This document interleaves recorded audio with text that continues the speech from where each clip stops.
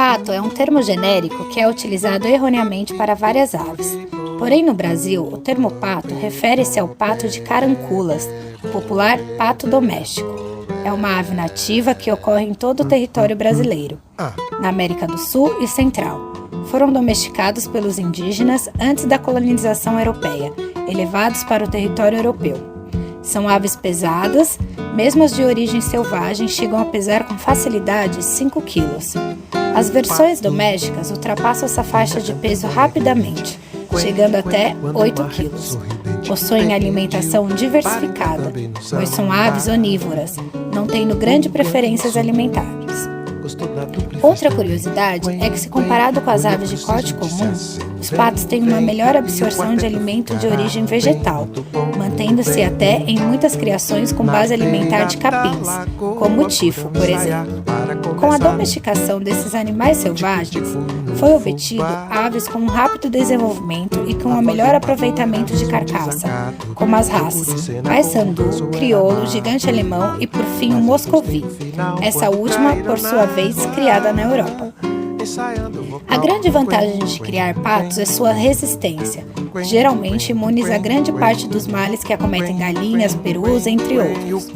Possuem grande resistência a doenças respiratórias, que é o que mais causa prejuízos na criação de frangos de corte. Seus ovos são mais nutritivos do que os da galinha, possuem uma casca mais rígida e sua postura é relativamente boa, embora nunca foi desenvolvida uma raça específica para tal finalidade. O marreco é uma ave que pertence à mesma família do pato, do ganso e do cisne. Ele é descendente do marreco selvagem, que pode ser encontrado em vida livre nas áreas temperadas e subtropicais da América do Norte, Europa e Ásia. Aqui no Brasil, também são encontradas diversas outras espécies de marrecos selvagens, que não passaram por domesticação, como o marreco de pé vermelho, irerê, entre outros. O marreco doméstico foi domesticado na China, com a intenção de consumo. São animais muito resistentes e versáteis, com um forte dimorfismo sexual, o que facilita ainda mais sua criação comercial. Machos, em época de acasalamento, possuem um verde forte na cabeça e a ponta da cauda uma pena que cresce em formato de C. Fêmeas são de coloração marrom, opaca e cauda lisa. Eles são muitas vezes erroneamente chamados de pato, devido a algumas características semelhantes, como o bico chato e pés palmados. Porém, são espécies totalmente diferentes. Marrecos geralmente são mais leves, mesmo os de raças de corte. Não alcançam o porte do pato. Marrecos também possuem a cara lisa, enquanto os patos caranculas no rosto. Por apresentar uma alta rusticidade e ser de fácil criação, foram criadas diversas raças para a indústria de corte, como por exemplo a raça Pequim, que além de apresentar rápido crescimento, possuem produção de carne de ótima qualidade.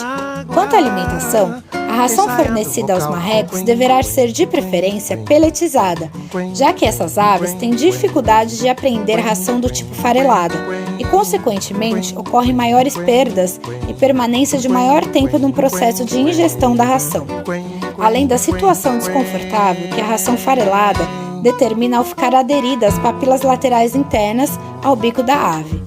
Além de sua criação para abate, são criados também para ornamentação de lagos e como pet, a exemplo da raça Mini Coon, que trata-se de uma versão miniatura dos marrecos comuns.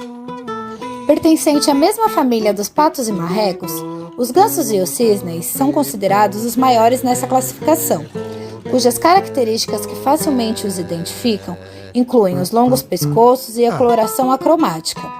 O peculiar do ganso nessa família é o fato de que, diferente dos outros aquáticos, eles passam a maior parte da sua vida em terra e não na água. As duas espécies de gansos domésticos mais conhecidas são o ganso doméstico europeu e o ganso sinaleiro. Os gansos domésticos basicamente vieram de dois ancestrais encontrados na natureza selvagem. O ganso sinaleiro veio do ancestral ganso cisne e o ganso europeu teve origem no ganso bravo. O ganso europeu teve a sua domesticação por volta de 4.000 a 6.000 anos antes de Cristo, na Europa e na África. É uma espécie que foi domesticada e selecionada para a produção de carne, viseira e plumas. Algumas raças chegam a pesar mais de 10 quilos. Já o ganso sinaleiro tem sua domesticação de 8.000 a 10.000 anos antes de Cristo e ocorreu na Ásia. Foi domesticado a princípio para a produção de carne e para a guarda devido aos sons emitidos por essa espécie. Sua principal característica que o diferencia do ganso europeu é o botão, que trata-se de uma calosidade encontrada acima do bico desses animais, o que os dá o nome de sinaleiro.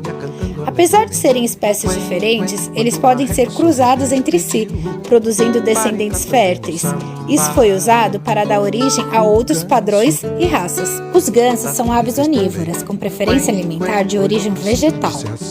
Pastam capim, comem folhas verdes, legumes, frutas, grãos, tubérculos e etc. Também se alimentam de insetos, minhocas, crustáceos, peixes e até pequenos anfíbios. Em cativeiros, deve ser fornecida ração para preencher suas exigências nutricionais. Os gansos são aves bastante rústicas e se adaptam muito bem aos mais diversos climas. Entretanto, para o conforto das aves, os gansos devem ser criados ao abrigo do sol e da chuva. Como são aves aquáticas, os gansos necessitam de um tanque para banhos e mergulhos rotineiros, principalmente no calor. Para a maioria das raças de ganso, o período de acasalamento já ocorre aos 8 ou 9 meses de vida, entre os meses de julho e dezembro. Entretanto, para o melhoramento genético, os criadores devem selecionar os melhores exemplares na proporção de um macho para 2 fêmeas, ou um macho para 3 fêmeas. Geralmente, nas primeiras posturas, as gansas produzem em torno de 20 ovos, que eclodem de 28 a 32 dias. Gostou da dupla e fez também. Quen, quen, olhou pro cisne e disse assim: vem, vem, e o quarteto ficará bem. Muito bom, muito bem. Na beira da lagoa, foram ensaiar para começar.